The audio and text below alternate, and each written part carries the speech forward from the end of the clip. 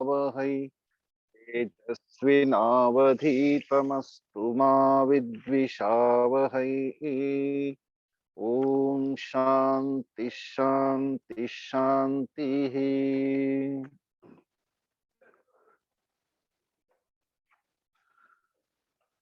सुवृतः सुमुखः सूक्ष्मः सुघोषः सुखदः मनोहरो जितक्रोधो वीरबाहुर्विदारणः स्वापनस्ववशो व्यापी नैकात्मा नैककर्मकृत् वत्सरो वत्सलो वत्सी रत्नगर्भो धनेश्वरः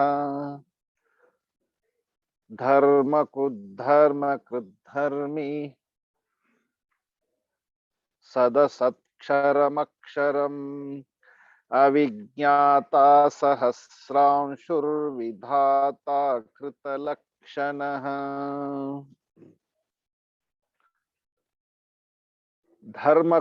धर्मकृद्धर्मी सद असद अक्षरम क्षरम अविज्ञाता सहस्रांशुः विधाता कृत लक्षणः।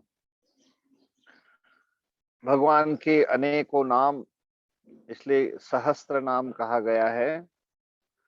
हर एक शब्द के अंदर कैसी उत्पत्ति अर्थ बताते और कैसे उनके एक रूढ़ी अर्थ भी बताते। इस भाष्यकार के भाष्य के माध्यम से हमें हर एक अर्थ का एक उत्पत्ति अर्थ हमें मालूम पड़ता है। उस मूलतः वो शब्द कैसे ऊपर है और उसका अर्थ क्या है। धर्म कुब धर्म गोप्ता। गुप्त मतलब जो गुपित रखता है, सुरक्षित रखता है। हाँ, इसलिए धर्मगुप्त कहा गया। धर्मम गोपयति, धर्म का रक्षण करते हैं। और इसलिए गीता में भी कहा है धर्म संस्थापनार्थाय संभवामि युगे युगे। इसलिए धर्मगुप्त। धर्मकृत, धर्म अधर्म से रहित होने पर भी धर्म की मर्यादा स्थापित करने के लिए धर्म ही करते हैं, क्योंकि उनको धर्म अधर्म से वो परे हैं। हाँ, उनको कोई भी इसका पाप अथवा पुण्य नहीं, वो उनसे परे है। इसलिए कहा जाता है कि अरे भगवान ने क्या किया था, अर्जुन को कर्ण को जो है विपत अवस्था में पाकर भी कैसे उसको जो है भगवान ने अर्जुन को उसके ऊपर तीर चलाने की कैसी अनुमति दी। लेकिन वो धर्म को ही बचाने के लिए, अधर्म को मिटाने के लिए जो करते उनके लिए वो धर्म ही है। क्यों वाली को और सुग्रीव को युद्ध के अंदर एक की रक्षा की, एक को मिटा दिया।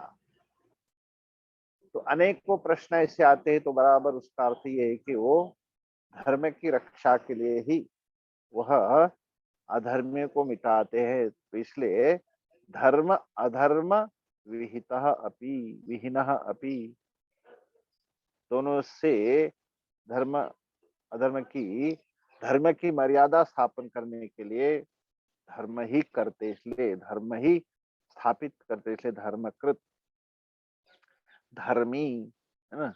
धर्मान धारयति, जब हम भगवान राम का स्वरूप, उनका जीवन जब सामने रखते हैं तो उनका हर एक कदम, हर एक कार्य जो है धर्म से भरा हुआ।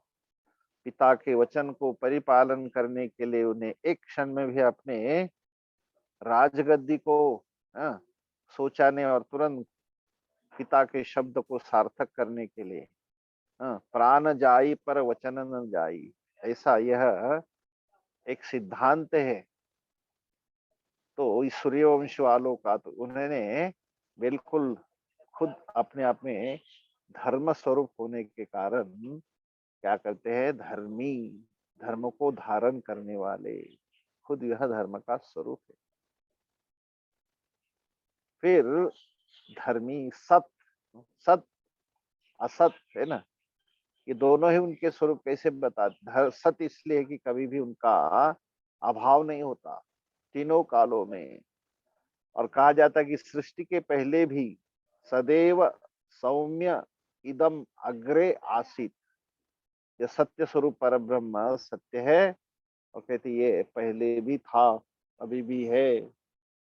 सदैव इदम अग्रे आसीत, ये पहले भी था। अपरम जो असत, जो हमें इस कार्य के रूप में दिखाई देता है, हमें पता है जितना सारा प्रोडक्शन जो चीजें बनी हुई है, संसार बना हुआ है असत, लेकिन सत से बना हुआ है, इसलिए उसका भी एक दृष्टि से असत भी वह संसार के कुछ स्वरूप है। तो जैसे हमारा शरीर है, शरीर के अंदर रहने वाला चैतन्य आत्मा सत, उसका कभी अभाव न दे, चेतन स्वरूप है। लेकिन हम इस शरीर को भले ही मिथ्या है, हाँ, पंच महाभूतों का बना हुआ ये शरीर है, लेकिन इस शरीर को भी कहा गया कि क्या, इदम शरीरम खलु धर्म साधनम, देहो देवालय प्रोक्तो जीवो देव सनातन, त्यजेद अज्ञान निर्माल्यम सोहम भावे न पूजये। इस शरीर को क्या माना है, एक मंदिर माना है, और इस मंदिर के अंदर वह आत्म तत्व रहते हैं, आत्मा रहती है, चैतन्य रहता है। इसलिए असत भी उनका स्वरूप है और सत तो है ही है। इसलिए सत असत, क्षरम, वैसी तरह क्षरम अक्षरम, क्षर जो क्षीण होता है वह भी उनका ही स्वरूप है, क्योंकि हम उसको भी कहते कि ये ईश्वर का ही स्वरूप है। पृथ्वी, तेज, वायु, आकाश, काल, ये जो है सारे के सारे उसके स्वरूप है। और अक्षरम, कभी भी उसका नाश नहीं होता। तो जो भी चीज अपरम जो असत है, उसको भी वह सत्य का ही स्वरूप है। इसलिए ईश्वर को असत भी कहे, क्योंकि सत्य से ही वो तो प्रोत है। कूटस्थम अक्षरम क्षर सर्वाणि भूतानि, क्षर जो है सारे भूत जो पैदा हुए वो क्षर के रूप में कहे जाते हैं। और कूटस्थ, जिससे ये टिके हुए सारे, उसको अक्षर कहते थे। तो कूटस्थ अक्षरम उच्यते, इस कथना के अनुसार क्षरम अक्षरम, ये भगवान का वचन है। आत्मनि कृतत्वात् कृतत्वादि विकल्प विज्ञानम कल्पितम तद वासनावत कुंठितः जीवः विज्ञाता तत् विलक्षणः विष्णु अविज्ञाता। तो कहते हैं आत्मा में जो कर्तृत्व भोक्तृत्व विकल्प आदि विज्ञान कल्पित है, उसकी वासना से ही क्या होता है, वो ढका हुआ जीव विज्ञाता कहलाता है। हाँ, जीवात्मा विज्ञाता कहलाता है, जानने वाला। और उससे विलक्षण जो है अविज्ञाता, है ना, क्योंकि उसके अंदर बिल्कुल कोई भी विकृति नहीं है। तो इसलिए वह विज्ञाता, उसको कोई जानने वाला नहीं, मतलब जानने के लिए वो शक्ति प्रदान करता है। हाँ, लेकिन जैसे सूर्य प्रकाश देता तो हम उसके, सूर्य के प्रकाश में सारे कार्य करते हैं, तो वो थोड़ा देखने वाला है। वो आपको देखने के लिए एक शक्ति प्रदान करता है, प्रकाश प्रदान करता है। वैसे ही ईश्वर जो है ज्ञाता नहीं, हम जीवात्मा ज्ञाता बनते हैं, इसलिए उसका एक नाम है अविज्ञाता। तो ईश्वर को अविज्ञाता भी कहते हैं। अविज्ञाता सहस्रांशु, सहस्र अंशयः। तो हम गीता जी में पढ़ते हैं कि यदादित्यगतम तेजो जगत भासयतेखिलम यच्चंद्रमसि यच्चाग्नौ तत्तेजो विद्धि मामकम। जो तेज है, जो हजारों उनकी क्या है, किरणें हैं, वह किरणें जो है हमें देखने के लिए क्या देती है? प्रकाश देती है। तो इसलिए कहा है कि अंशवः, एक अंश नहीं अनेकों है अंशवः। कहा? आदित्य गताः, सूर्य की अनेकों किरणें जो है वास्तव में भगवान की ही है। अस्य इति अयम एव मुख्यः सहस्रांशुः। तो ये सहस्रांश जिसके अंदर है हजारों किरणें।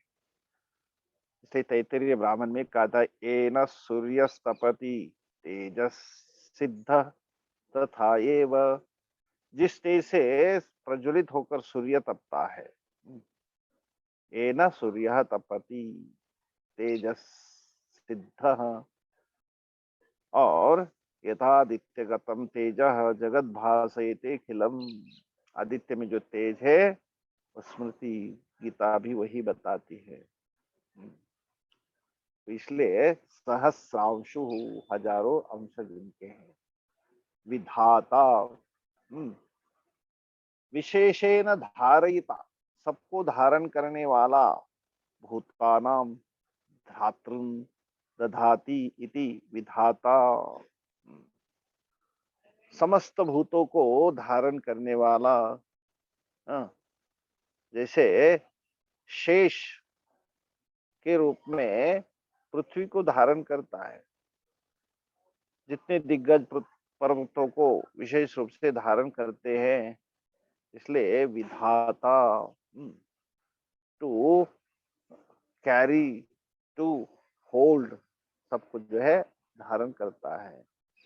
तो सर्वभूतानां धातृन दधाति इति विधाता। नित्य निष्पन्न चैतन्य रूपत्वात् कृत लक्षणः,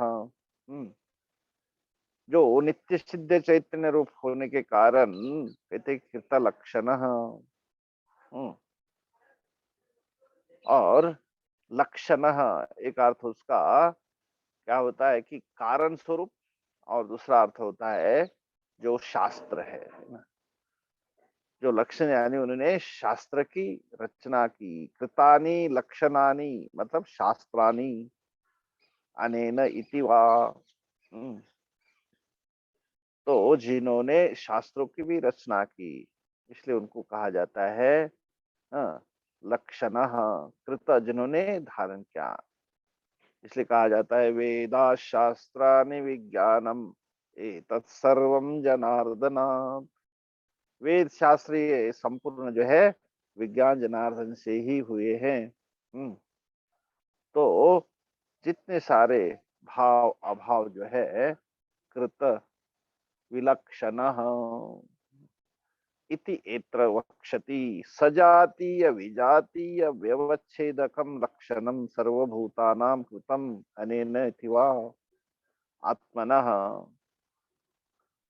तो जिनके कारण समस्त भाव जो है पदार्थ, हर एक पदार्थ के अंदर दो तीन भाव होते हैं, सजातीय, विजातीय और स्वगत। जैसे आप पेड़ लीजिए, पेड़ के अंदर सजातीय जाति होती है, एक आम का है, बबुल का है, नीम का है, आंवले का है। ये पेड़ है, वृक्षत्व सभी में है, इसलिए उनको कहा जाता है सजातीय, समान जाति। उनका सेम जेंडर, वृक्षत्व सब में है, इसलिए सजातीय एक उसका भाग है। फिर विजातीय, एक नीम का है, एक बबुल का है, एक आम का है। तो वो जो है अलग अलग उनकी जात, जो पेड़ के नाम है वो विजातीय। वृक्षत्व सजातीय, अलग अलग वृक्ष उसको विजातीय कहते। स्वगत, पेड़ के अंदर भी उसका तना है, द ट्रंक, उसके अंदर टहनियां हैं, ब्रांचेस के अंदर लीव से के पत्ते हैं, के अंदर फल है, के अंदर फूल है। तो एवरीथिंग डिजाइन इज कॉल्ड स्वगत भेद, अपने अंदर से उनके अलग अलग भाग है। तो सजातीय विजातीय स्वगत भेद ये सामान्य सृष्टि के अंदर होते हैं, लेकिन भगवान कहते कृत लक्षण उन सभी से वो पर है। तो सजातीय विजातीय व्यवच्छेदकम लक्षणम सर्व भावानाम, तो सभी को जो ऐसे सजाति विजाति को प्रकट करने वाला विलक्षण लक्षण है उनके अंदर से कृत लक्षण आत्मनः श्रीवत्स लक्षणम वक्षति तेन कृतम इति वा। अपने वक्षस्थल में वत्स स्वरूप लक्षण चिन्ह धारण किए हुए, इसलिए एक भगवान की मूर्ति जब उसके अंदर देखें तो बहुत प्रकार के अलग अलग चिन्ह दिखाई देते हैं, उस अर्थ को भी अगर देते तो कृत लक्षण। तो इसलिए सर्व धर्म कृत धर्मी तदक्षरमक्षरम अविज्ञाता सहस्रांशु विधाता कृत लक्षण। आगे அம்மா நான் வந்தா நம்ம பேசுறது மாமி அவங்க பேசுறது எனக்கு வந்து இன்ஃபர்மேஷன் गभस्तिनेमि सत्त्वस्तसिंहो महेश्वरः गभस्तिनेमि सत्त्वस्थः सिंहो भूतमहेश्वरः आदिदेवो महादेवो देवेशो देवभृद्गुरुः आदिदेवो महादेवो देवेशो देवभृद्गुरुः आदिदेवः महादेवः इति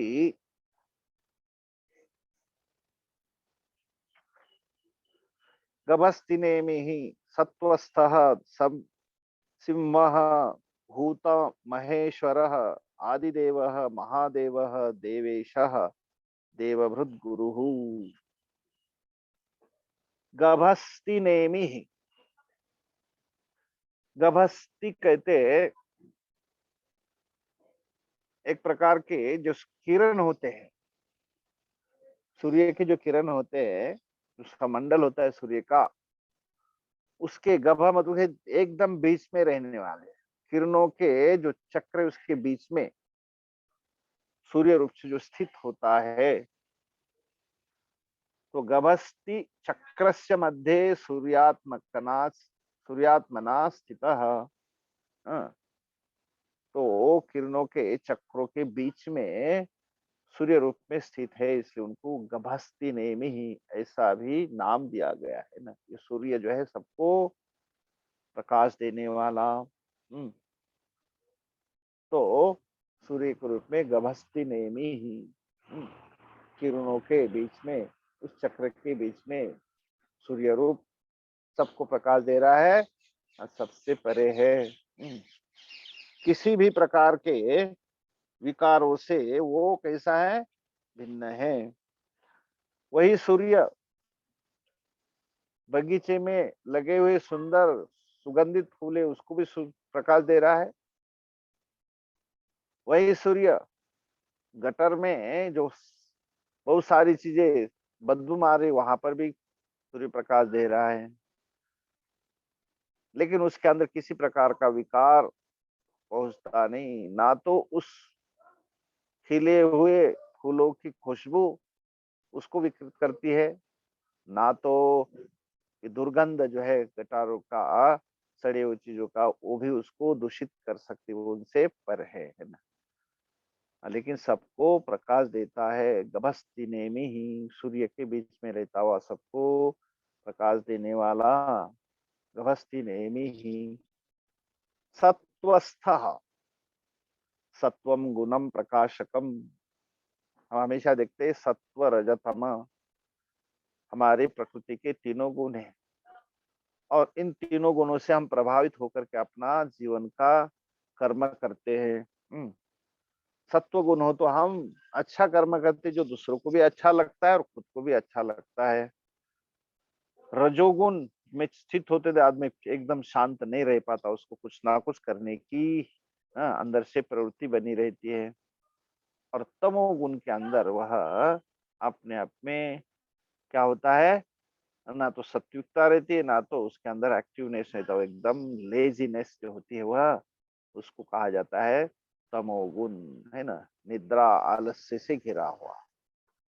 तो लेकिन ये सत्व गुण क्या है, हमेशा एक प्रकार से प्रकाश स्वरूप है, सत्व में स्थित रहने वाला, सत्वम गुणम प्रकाशकम, जो प्रकाशक है, प्राधान्य न अधितिष्ठति, तो मुख्य रूप से उसके अंदर बना रहता है। सर्व प्राणीषु तिष्ठति इति, सभी प्राणियों में स्थित है, हाँ, इसलिए उनको कहा गया है सत्वस्थः। तो सत्व गुण में हमेशा स्थित रहते हैं। फिर आया शब्द सिंह। तो सिंह हम सभी जानते हैं कि ये जो जंगल का राजा है, उसको हम सिंह कहते हैं, शेर। वो कैसा है, पराक्रमी है। वह कभी भी किसी भी दूसरे प्राणी को डरता नहीं, सबका जो राजा है। तो सिंह, हाँ, तो उस सिंह का अर्थ यहाँ पे सबसे परे, पराक्रमी है। और एक अर्थ दूसरा अभी कहते कि हमेशा हम जो है ना सिंह वहां पे हमने इसके अंदर देखा है, शास्त्र के अंदर, नृशब्द लोपे न सत्य भामा वा किवत, है ना। तो जैसे हमने सिंह देखा तो कहते नरसिंह, जो नरानाम सिंह, जो सब में शेर जैसे, है ना। दूसरा कि नरसिंह जैसे हम शब्द देखते हैं कि सत्य भामा, भामा शब्द ही रहता है, सत्य उसका लोप होता है, सिंह रहता है, नृ का लोप होता है। तो यहाँ पे ये शब्द भले सिंह है, लेकिन नरसिंह मतलब नरों में एक प्रकार से वह मुख्य है, सबका स्वामी है। तो इसलिए उसको नरसिंह जैसे भी देख सकते हैं। और जिसके अंदर क्या है, बहुत बड़ी क्या है, कला है, जिनके अंदर पराक्रम है, इसलिए उनको कहा गया पे नृप, सिंह। तो भले वो किसी को पकड़ करके मारने वाला नहीं, लेकिन वो जो गुण है उनके अंदर, है ना, राजा का सबको अपने वश में करने का, वह एक ऋषि सिंह। फिर आ गया भूत महेश्वर। भूतम, हाँ, भूत महेश्वर, भूतानाम महे, महान ईश्वर। भूत के महान ईश्वर है। हाँ, भूत सत्य रूप से वे ही अति महान ईश्वर है। तो भूतानाम जितने सारे पैदा होते हैं, भवंती थी भूतानी, उन भूतों के अंदर जो सत्तात्मक जो शक्ति है, चैतन्य स्वरूप, वो कहते वह सबके ईश्वर के रूप में है। तो भूतानाम ईश्वर भूत महेश्वर, सर्वभूतानि आदि अंते अनेन इति आदि ही, और वह सबके आदि है, आदि देव, आदिश्च आसो देव इति आदि देव, सभी भूते के वह आदि पहले है। सभी भूतों का आदान, प्रदान करते, ग्रहण प्रतिग्रहण करते हैं, तो इसलिए उनको कहा जाता है आदि देव। आदिश्चासो देव, जो आदि भी है और वही देव है। आदि मतलब सबसे पहले, उनके पहले कुछ भी नहीं था, है ना। इसलिए सदैव सौम्यम इदम अग्रे अस्ति, सबसे पहले वही थे। तो देवानाम आदि, आदि देव। फिर आया महादेव, जो शिव जी के हम कई लोग बहुत ही निरंतर पूजा करते हैं, जल्दी ही आशीर्वाद देने के लिए तत्पर रहते हैं, इसलिए उनको क्या आशुतोष भी कहा जाता है। आशु शीघ्रम तोषयति, बहुत जल्दी ही वह क्या होते हैं, प्रसन्न होते हैं। इसलिए ये महादेव के रूप में कहा गया है कि सर्वान भावान परित्यज्य, अपने समस्त भाव को छोड़ करके, हाँ, आत्म ज्ञान योग ऐश्वर्ये महति महीयते, सारे महायोग ऐश्वर्य को, महिमा को, अपने समस्त भावों को छोड़कर अपने महान ज्ञान योग ऐश्वर्य से महिमान्वित है, इसलिए उनको महादेव ऐसा कहा जाता है। महानश्चासो देव, तो सबसे महान है, प्रधान है, श्रेष्ठ है, जो भक्तों के दृष्टि से दिखता है, सारे संसार को अपने में समा लेते हैं अंतिम में, इसे प्रलय भी करते हैं। तो महानश्चासो देव, जो महान है और वही देव मतलब ईश्वर है, इसलिए को महादेव आदिदेव देवेशः प्राधान्येन देवानाम ईशः, तो देवताओं के भी ईश है, प्रधान होने से देवताओं के ईशे अर्थात देवेश कहा जाता है ना। देवेशः देवानाम ईशः देवेशः देवभृत गुरु, है ना। अब देखना, देव मतलब जितने सारे 33 कोटि देवता है, उनको सभी को देव कहे, और उनको भी माल पानी देने वाले, हरण करने वाले उनका देवभृत। इसलिए संस्कृत में कहते हैं देवान बिभर्ति इति देवभृत शक्र, देवताओं का पालन करते हैं, इसलिए देवभृत इंद्र को भी कहा गया है शक्र देवभृत। तो इंद्र तो हो गया सभी देवताओं को, है ना, मानो भरण करता है तो उसका सबका स्वामी। लेकिन क्या इंद्र अपने अपने हमेशा के लिए स्वामी? क्या नहीं, नहीं, उनके भी गुरु, उनके भी स्वामी हैं। तो देवभृत हो गए इंद्र और उनके भी गुरु, मतलब जो सबके स्वामी हैं। तो इसलिए कहा देवभृत गुरु देवानाम भरणात् सर्व विद्यानाम च निगरणात्, सभी विद्याओं के वक्ता है, उस होने कारण देवभृत कहा गया है। और सभी देवताओं का भरण करने से वह कहा गया कि देवभृत। हाँ, तो इसलिए भगवान का एक नाम है देवभृत गुरु, सारे देवी देवताओं के गुरु। पहले तो इंद्र, और उस इंद्र को भी स्वामी कहा गया है, देवभृत गुरु।